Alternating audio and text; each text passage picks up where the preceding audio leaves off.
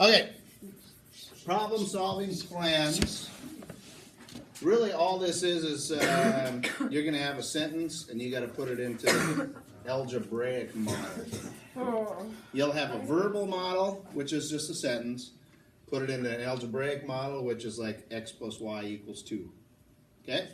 So when they say to model, again, that's just like writing it out. X, there we go. Added to 3 is 4. Okay, there's a verbal model. The algebraic model would be, now this is, when x is added to 3, adding doesn't matter what order it is. But the way it's written, it should be 3 plus x. Because x is added to 3. Everyone understand that? If you switched it, it'd still be right because adding doesn't matter. But if this was a subtraction one, you do got to get it the right way.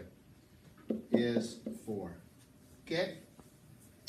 So, the different words.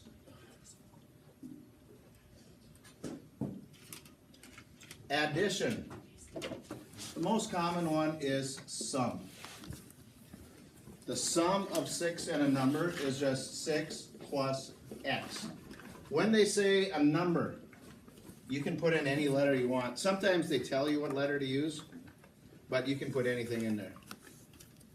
Okay, can you turn it on? We'll get it later.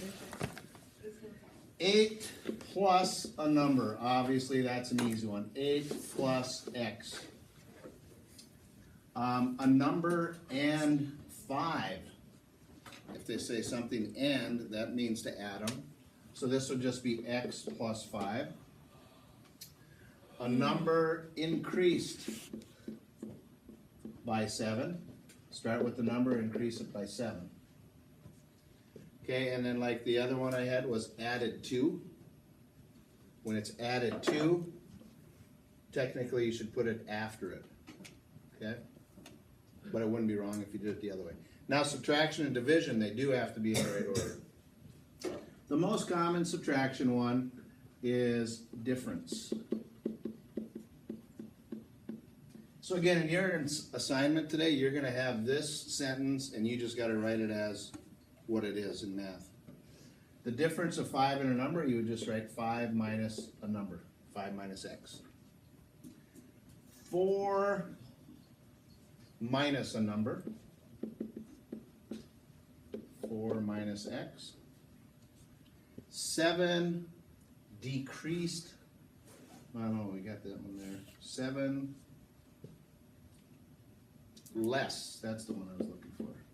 7 less a number is 7 minus x. Now the tricky one, where they throw in there quite often, would be like this, 7 less than a number. The word than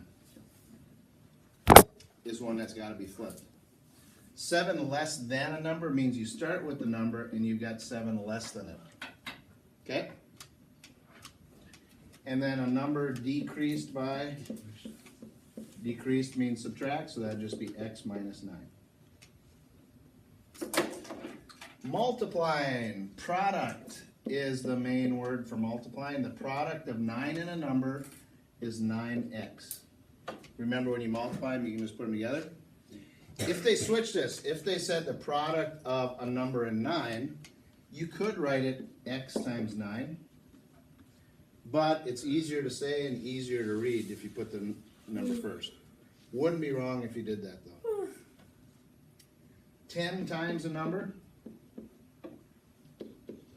10x. A number multiplied by 3 is just 3x. Again, you could put x times 3.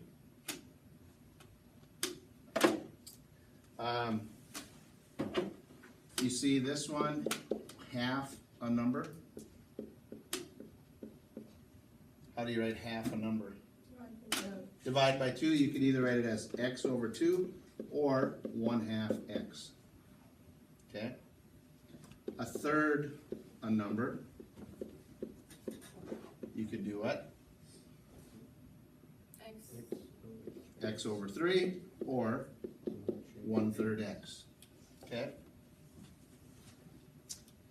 Division, what's the word for division? Divide. Divide is, but product and quotient. So this has to be in the correct order. Number and 4 is x over 4, or you could go x divided by 4. Remember, fraction means divide, but try to get used to writing it this way, because in all the algebra stuff we do the rest of the year, they don't really normally write divide out this way, they write it as a fraction. Again, it's not wrong if you put it that way though.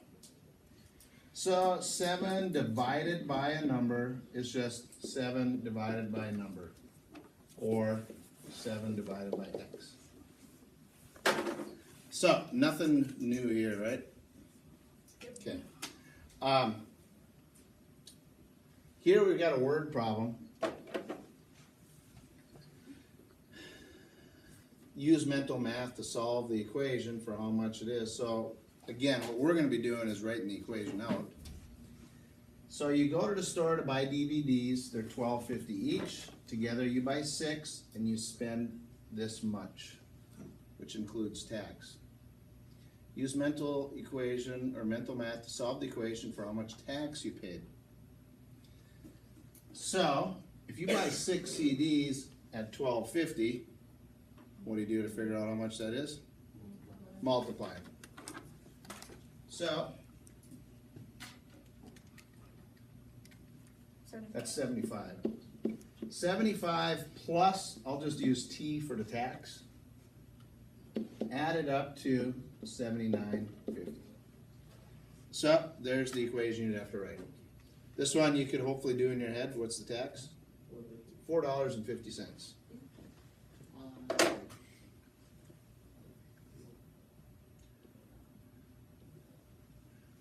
Okay, here's another one. You're running in a marathon at a speed of 5 miles per hour. After 3 hours, you've run 15 miles. If you maintain your current speed, how long will it take you to run the last 11.2 miles? So remember, this one, the formula is distance equals rate times time. So 3 is on top.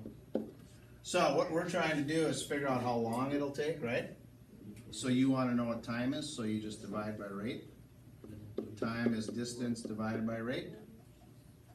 So t would equal distance, which we got to run this, divided by our rate, which is 5. So again, we're really not solving them yet, we're just writing them, although they asked us to solve. 11.2 divided by 5 is 2.24 hours. Now, 2.24 hours is 2 hours and how many minutes? What do you do to convert that into minutes? 0.24 hours equals how many minutes? What do you got to do to figure it out? 0.24 and then do what? Time. We want, what you want is to figure out what is 0.24 of an hour. Of means multiply. Take 0.24 times what number? 60 minutes in an hour. 14 minutes. What is it? 14.4. 14.4. So if we wanted to break it down further, 2 hours, 14 minutes, and how many seconds? 4 seconds. Oh. 0.4 is almost half a minute. 40. 0.4 times 60 seconds in a minute. It's 24 seconds. 24 seconds. Okay. All right. We don't need to do that. There's one other type that I just wanted to show you.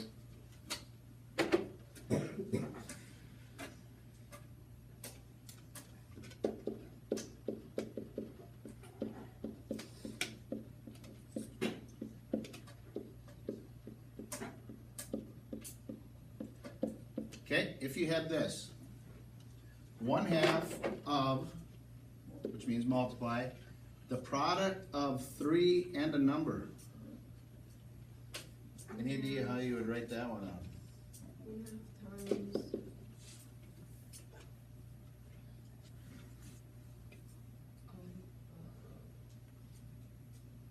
It's 1/2 times product 3x. Okay? That's how you write it. This is 1/2 times the product of 3 and a number.